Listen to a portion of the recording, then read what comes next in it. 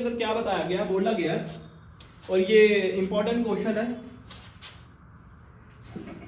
बोला क्या गया, बोला है कि एक लड़की है 1.2 मीटर हाइट है, ये यहां से लेकर यहां तक, ग्राउंड से यहां तक क्या खड़ी है बच्चे, 1.2 मीटर गर्ल स्पॉट की है, balloon moving with the wind horizontal line at the, मतलब पहले यहां पे था बैलून, फिर यहां आ गया, फिर यहां से यहां आ गया ग्राउंड तक, ठीक है, ये बताया गया। और उसकी जो हाइट है ना, मतलब बैलून की हाइट ये है, ये और ये सेम है, तो मैं AC को क्या मान सकता हूँ, हाइट ऑफ द बैलून। तो बैलून कितनी हाइट कितनी है, 88.2, और मगर ग्राउंड से, फ्रॉम ग्राउंड, उसमें से लड़की की हाइट भी है, तो अगर हम 87, ये लिखा हुआ है, टोटल कितना 88.2 है, 88.2 टोटल हाइट है, उसमें से हमको 1.2 माइनस कर देना है, तो टोटल जो हाइट बनेगी ग्राउंड की वो कितनी बनेगी, 87 बनेगी फ्रॉम द ग्राउंड। दो चीजें आपको इस क्वेश्चन के अंदर बोला, एंगल ऑफ एलिवेशन बोला गया, एक बोला गया आपको 60 डिग्री, एक बोला गया आपको 30 डिग्री। 30 डिग्री और 60 डिग्री में ये है कि लड़की अगर यहाँ खड़ी है, ठीक है, और बैलून वहां पे है, तो यहां से जो एंगल बनेगा वो बनेगा 60 डिग्री। और वैसे भी ना, जब आप बिल्डिंग के पास जितना ज्यादा पास जाते जाओगे उतना एंगल जो है वो क्या होता जाएगा, इंक्रीज होता जाएगा, ठीक है ना।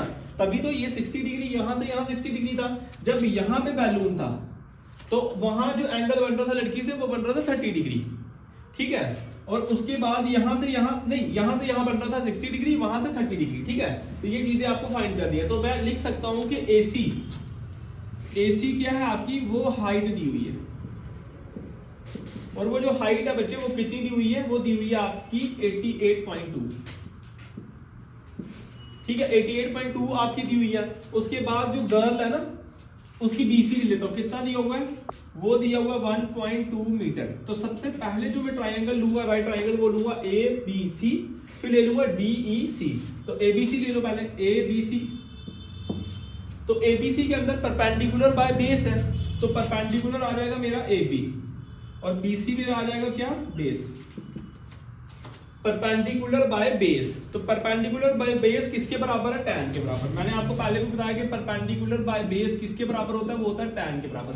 और tan हम क्या निकाल रहे हैं, हम निकाल रहे हैं 60, तो tan कितना निकाल रहे हैं, tan निकाल रहे हैं हम 60 डिग्री, ठीक है। tan पहले मुझे ना 30 डिग्री निकालना पड़ेगा, 60 बाद में tan 30 डिग्री, क्योंकि ABC का ना सिर्फ 30 डिग्री दिया हुआ है, और ये वाला जो एंगल है उसका क्या है, उसका है 60 डिग्री।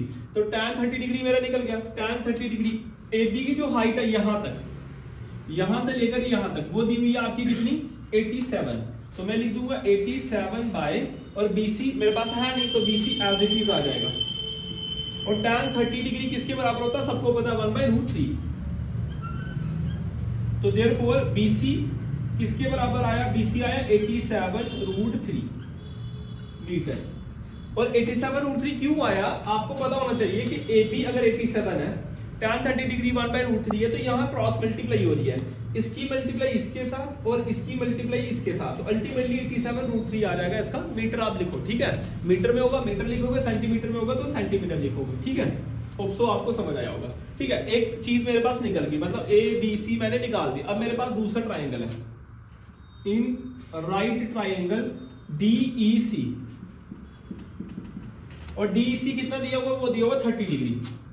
तो दोबारा से क्या आएगा, परपेंडिकुलर, ये आ जाएगा आपका परपेंडिकुलर, ये आ जाएगा आपका बेस, तो परपेंडिकुलर बाय बेस, तो मतलब DE और EC कितना आएगा, दोबारा से tan 30 degree, tan 60 degree, sorry tan 60, क्योंकि 30 डिग्री तो हमने निकाल दिया, tan 60 डिग्री। तो DE देखो ना, जितनी इस बैलून की हाइट थी यहाँ पे AB में, उतनी ही DE में भी होगी, तो AB आपका कितना आ जाएगा 87। तो EC कितना आएगा आपका, EC कितना आया, EC है ही नहीं, ठीक है, तो EC एज इट इज आ जाएगा। और tan 60 डिग्री कितना हो गया, tan 60 डिग्री की वैल्यू जो होती है वो होती है आपकी √3। EC की वहां मल्टीप्लाई कर दूंगा, यहाँ इसके नीचे कुछ नहीं है, उसके नीचे क्या आ जाएगा 1, तो 87 यहाँ, EC वहां, तो अल्टीमेटली EC 87/√3 मीटर आपका निकल जाएगा। मतलब ये भी आपने फाइंड कर दिया और ये पूरा फाइंड कर दिया, क्योंकि हमको मेन जो था वो था यहाँ ये वाला पोर्शन निकालना, E से लेकर B तक निकालना। क्यों, क्योंकि E से लेकर यहाँ था ना, वो यहाँ नहीं, यहाँ तक बैलून पहले यहाँ था, फिर बैलून यहाँ पहुंचा, तो उसका कितना डिस्टेंस कवर करके गया वो चीज आपको निकाल दी थी। देखो लिखा हुआ है, find the distance travel by the value during the interval. Interval मतलब यहां से आगे, पीछे नहीं, यहां से आगे कितना बैलून गया ग्राउंड तक, वो चीज आपको निकालनी थी। ठीक है, चले तो वो कैसे निकल सकता है, अगर मैं पूरा ले लूं, सी से लेकर बी ले लूं, है ना, बी से लेकर सी, सॉरी बी से लेकर सी, दो चीजें मेरे पास निकली हुई, एक बीसी निकाला मैंने और दूसरा मैंने निकाला ईसी, मतलब ई से लेकर सी। तो मैं क्या करूंगा, मेरे को निकालना क्या है, मेरा फोकस है इस चीज के ऊपर, तो मेरे को निकालना है बीई, बीई या ईबी कुछ भी लिख दो। अगर मैं बीई लिखूं तो मेरे को, अगर मैं पूरा लेकर पूरे में से इसको माइनस कर दूं तो मेरा ईबी आंसर निकल जाएगा। तो सबसे पहले मेरा आया 87/√3, फिर मेरे को माइनस करना है क्योंकि पूरी टर्म में से जब आप आधी टर्म करते हो तो आपको माइनस ही करना है, तो माइनस करेंगे किसके साथ, 87/√3।